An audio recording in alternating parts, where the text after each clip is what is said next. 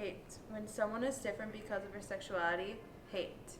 When someone has different pronouns, hate. When someone isn't the same as them, hate. LGBTQ plus community members face a lot of hate, especially students. This leads to depression, anxiety, and sometimes, unfortunately, even suicide. Students of the LGBTQ plus community face hate from people, and it leads to many negative mental and emotional impacts on their minds. It also has affected the students' focus on their education that can lead them to fall behind.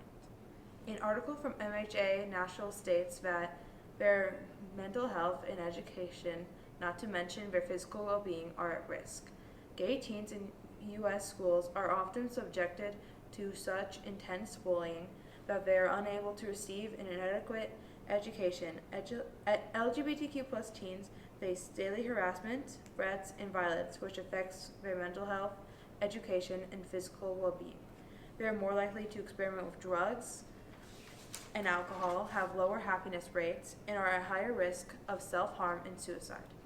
Bullying affects their education, with LGBTQ plus youth identifying it as the second most important problem in their lives.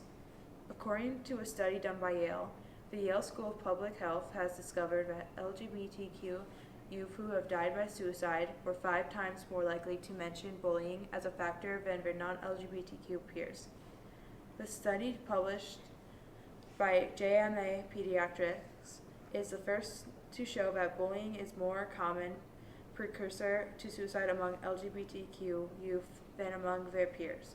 The findings suggest additional steps need to be taken to protect LGBTQ youth and others from bullying.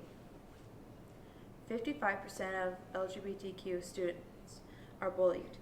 If this were to change, the percentage wouldn't be so high, and people would see an LGBTQ member as a member and not someone to judge in the community.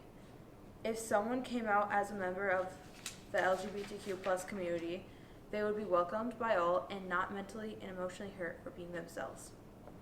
Now we have school administrators, organizations that are trying to stop LGBTQ plus bullying, and trusted adults to share the issue to stop the hate.